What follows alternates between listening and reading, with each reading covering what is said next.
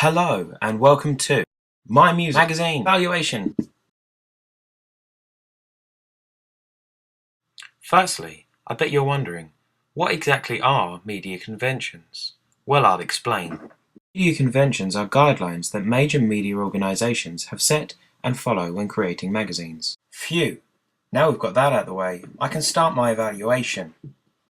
Mine, I'm glad to say, follows the conventions. The title name, like most, has a hidden meaning. Kerrang! Is supposed to be with the sound of an electric guitar playing through an amp.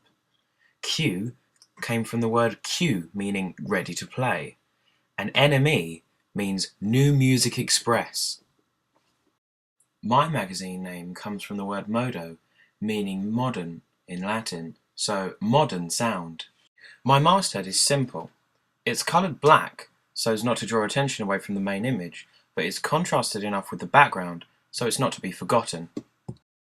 See how these magazine covers have mastheads which don't draw away from the main image. The background is plain to look clean and modern. I didn't want to drown out the main image with too much colour or too many cover lines. He is standing alone and is dressed only in one colour, to keep it simple and to draw the reader's eye to his face. He is also looking dramatically into the camera to show that he is a serious musician. This is also shown through how he dresses. This is a direct link to how the magazine wants to be presented.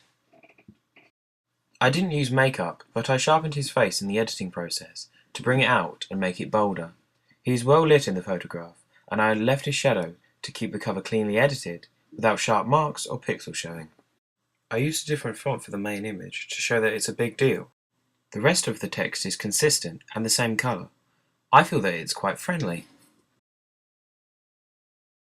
Now for my written content. I followed conventions.